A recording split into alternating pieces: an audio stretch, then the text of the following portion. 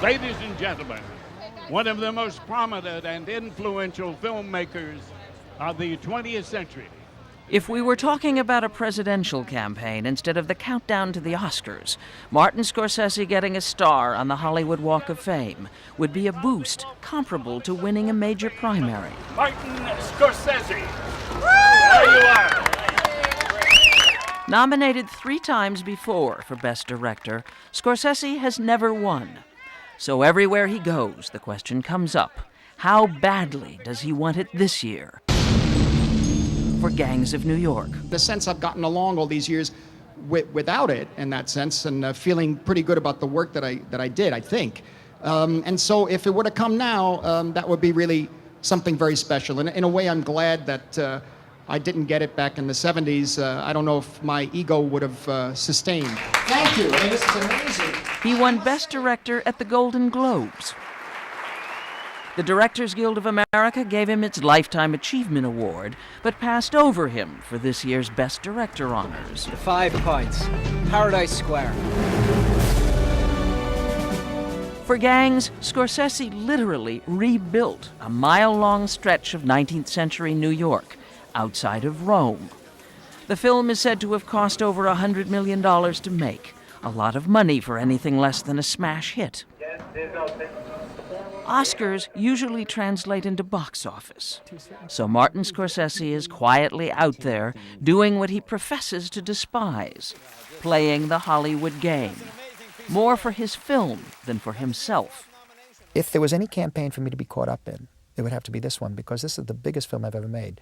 And it means a lot for me that this film is as successful as it can be, because it's a risky film, an epic film that's risky, because it affects everything I do in the future.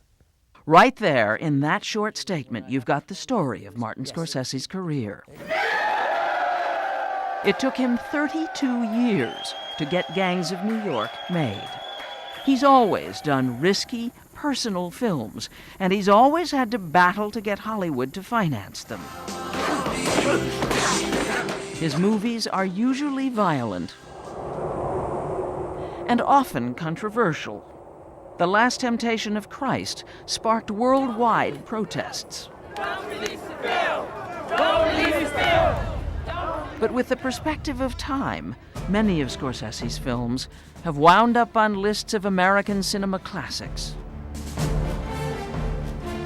Gangs of New York is about tribal warfare, the turf battles between New Yorkers born on U.S. soil and the waves of Irish immigrants who arrived in the city in the mid-19th century and were forced to fight to make a place for themselves and their Catholic faith. Go back to Ireland, you dumb mitt!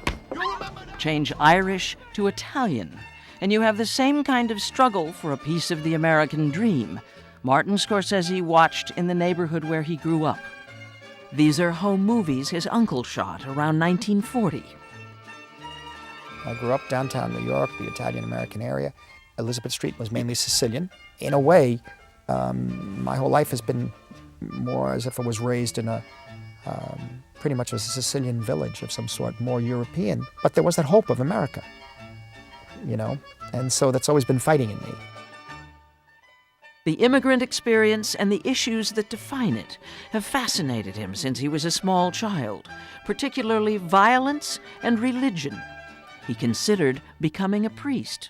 Well, religion and violence is central to everything that's happening in the world today, and has happened throughout history. So it's really dealing with who we are as people. The world that I was living in, violence was very much a part of that world. That's what I saw. Around that world, and throughout the texture, and I should say the texture of that world was, you did have elements of organized crime. There's no doubt about it. To an asthmatic kid always looking on from the sidelines, Little Italy was larger than life, like the movies. Taken to the movies by his father because he couldn't run around outside, Martin Scorsese dreamed of making films himself. I started to make drawings that eventually were storyboards, really. And for example, this one says directed and produced by Martin Scorsese.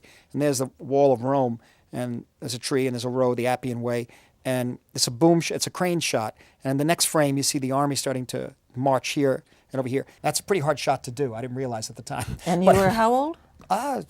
11 years old or so.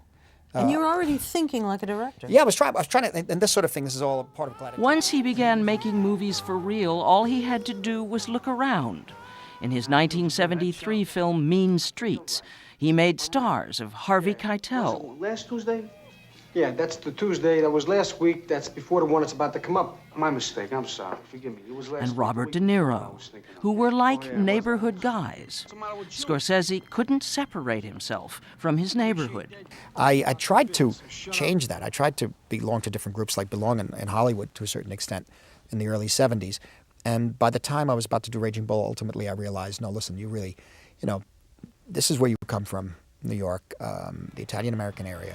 I designed the 9 boxing scenes as if they were pieces of music and choreography. And a fist coming in this way.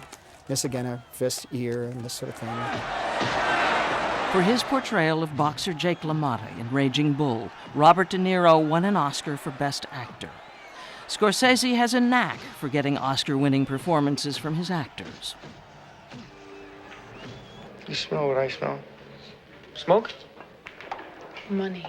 Paul Newman won for The Color of Money. I'm back. Let me understand this, because Joe Pesci won for Goodfellas. well, I'm funny how? I mean, funny like I'm a clown, I amuse you? Ellen Burstyn for Alice Doesn't Live Here Anymore. Socorro sucks! His actors have won, Scorsese hasn't. But that says something about the kind of director he is. He's loyal. He's extremely funny. He's extraordinarily audacious. Screenwriter Jay Cox has worked with Scorsese on 3 films, including Gangs of New York, and is one of his closest friends. He's got eyes that beat like 2 hearts. They just look right through you. You can see the energy in those eyes. And you can also, whether you're a writer or an actor or a camera person, you can feed off that energy. My father gave his life making this country what it is. He's an iconic figure, I think, to all actors and to most filmmakers. Daniel Day-Lewis is up for the Oscar for Best Actor for his portrayal of Bill the Butcher in Gangs of New York. Whoopsie daisy! He's a man who perhaps you could count the fingers of one hand how many directors for whom it is truly a vocation. In other words, it's something that without which their lives would be bereft. For him, there's no choice, and there's something immensely reassuring to me about that. It's a very difficult process for me to actually make a picture. It's very difficult, but I don't know anything else. I really don't. I wish it would have been more. I wish I could sit down and say, okay, I'm not going to make any more films. I could just write novels. I can't. What's your favorite picture of yours? I have to go back to a film I made of my parents called Italian American, a documentary, where I learned a great deal about them and about also that, the human face, a person just telling a story. And there's times we sit in here and I says, Charlie, are we mad at each other? Why don't we speak? What can you tell a person after you were with them for 40 years? These people weren't acting, they were my parents, and I wanted people to get to be like them in my films, to be as natural as them. So I'm supposed to be talking to you? You talking to me? He succeeded, and then some. You talking to me? Robert De Niro's famous line in Taxi Driver is the one Harvard's Hasty Pudding Club chose to parody when Scorsese was given its Man of the Year award last month. Repeat after me. Yes? To whom are you speaking? Like the line, Martin Scorsese has made a lasting impression on the American cinema, with or without an Oscar. To whom are you speaking? To whom are you speaking? Next week, Countdown